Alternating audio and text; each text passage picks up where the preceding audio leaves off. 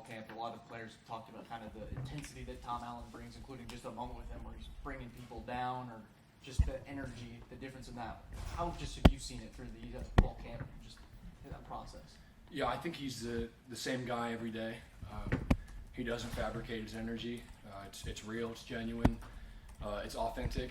He is who he is, and the philosophies that he believes in, he sticks to. Your energy, your attitude, your effort, your toughness, that's all that he's about. And from the spring to camp, what he's really preached is get takeaways, tackling, and effort. And we can absolutely control that, especially the effort part. And just by bringing it every day, bringing in intensity, a noisy defense, a talkative defense, a defense that's on the same page, especially from the secondary standpoint, man, he's been incredible, especially in getting players to buy into his scheme, because the coaches are only as good as what the players are able to do and what they believe in. If they don't believe in your system, if they don't believe in your scheme, you're going to have a very tough time as a coach. And he's got an incredible amount of buy-in from our defense, and especially the whole team. A lot of guys believe in him. Guys see what he's about, and they can appreciate that. They can respect that in today's day and age of the game. He's real. He's authentic, and he's not going to be two-faced. He's not going to lie to you. He's going to tell you what's what up front, and people respect that. So Coach Allen's been awesome. There's a lot of guys on this team that have come back, 1 more year of eligibility, turned down NFL opportunities. Just the sense of urgency around this team this year. What do you feel like that's? Yeah, I think what we have here is rare. Bringing the retention that we have. Coach Sweeney talks about it a lot, and just by looking at it, I mean, look at most of the other Power 4 teams and whatnot. Look at the turnover rates and look at the retention, and then look at ours. And I think that says something about this place. I think it says something about these guys and these players here and these coaches here. And a lot of guys could have left, whether that was the league or they could have transferred, quite frankly. But guys have really seen what could be here from last year to now, and they bought into it and they believe in it and they're committed to it. And that's brought an incredible amount of energy, of belief, and appreciation for that commitment by older guys who decided to come back. And everybody appreciates that. But absolutely, there is a desperation amongst this team to really, really, be as good as we can possibly be going into week 1. How much do some of the younger guys in that safety room kind of lean on you after you kind of been around here so long? I guess when I'm needed, I think our coaches do a really good job of stepping back in the summer and allowing the weight room staff to take over and to build our bodies, but then mentally we'll have player-led stuff all the time, and just running those meetings and being in there and having the entire back 7 in there. It's really, really critical, I've always thought, to the development of your culture and of your team, and all just so you can gel together, because from January to today, you're in a race with yourself and everybody else to be as connected and as gelled together as you possibly can be. And that process can never happen fast enough. You want it to be faster and faster and faster. And so my role kind of has been in the summer just kind of running those meetings, leading those meetings, and just being a part of it. Any questions that guys have, I'm there to answer it.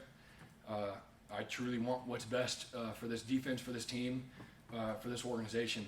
And if anybody has anything or wants to watch tape with me or needs to learn, I'm absolutely there to help, and I'll be the first guy to ask questions, especially with the new coordinator.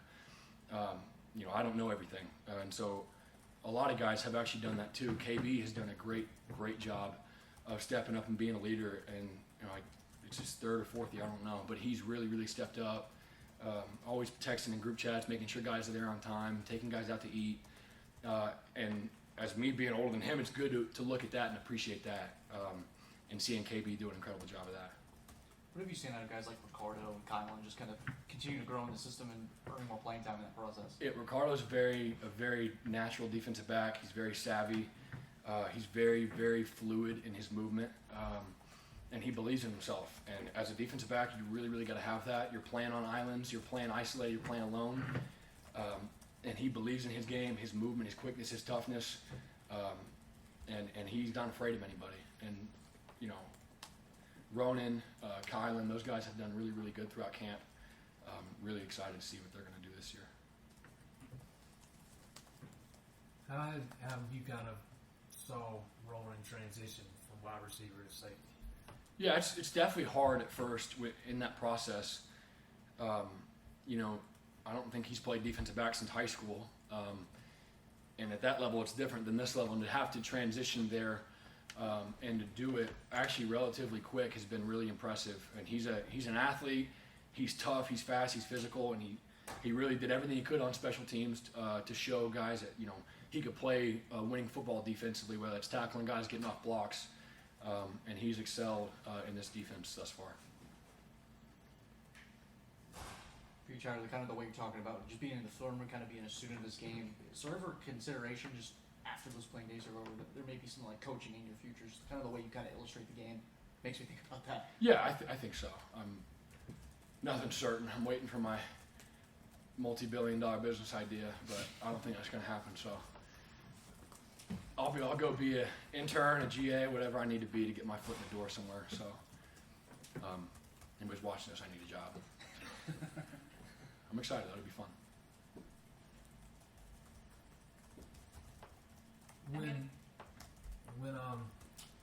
When somebody asks you what's different about this defense this year, it's a lot of the same guys.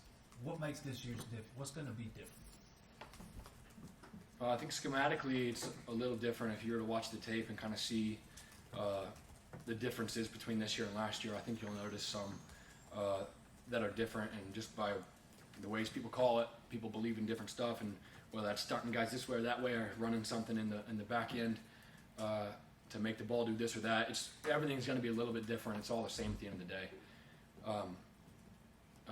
But yeah, guys have matured. Guys have gotten older. And every year that you play this game, it is going to scar you up. It's going to bruise you up, and you're not going to forget when you touch the stove.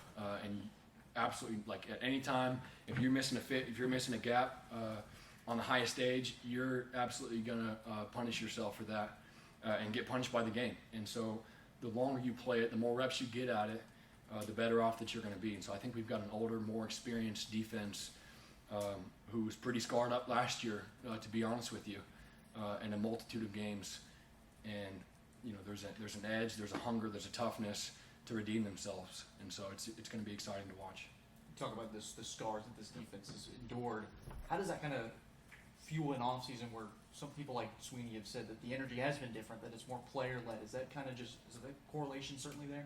I think it's more of an awareness of, especially where we got last year, just getting to the playoff and getting to that stage, and then losing that opportunity was disappointing for a lot of guys, to be honest with you. And they just don't want that feeling again, and they don't want the feeling of losing at home. And so doing everything they can in the offseason to perfect their craft, and especially the defensive line has done an incredible job of leading this defense from January to now, bringing guys into the weight room. They were 45 minutes early to every single lift. Well, it was at 6 a.m. They get there at 5:15, and they would just freaking work. And they would do all kinds of soft tissue prep and trying to just perfect their bodies and just eating right. TJ and Peter, I think, and a lot of those guys led that. DeMonte Capehart too.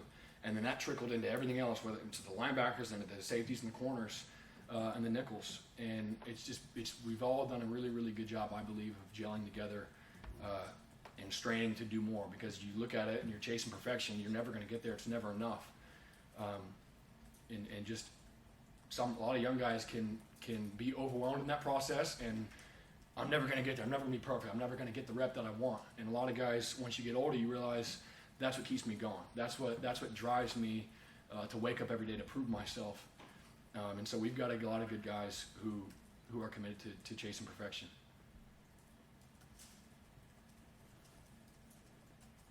Any other questions for Tyler?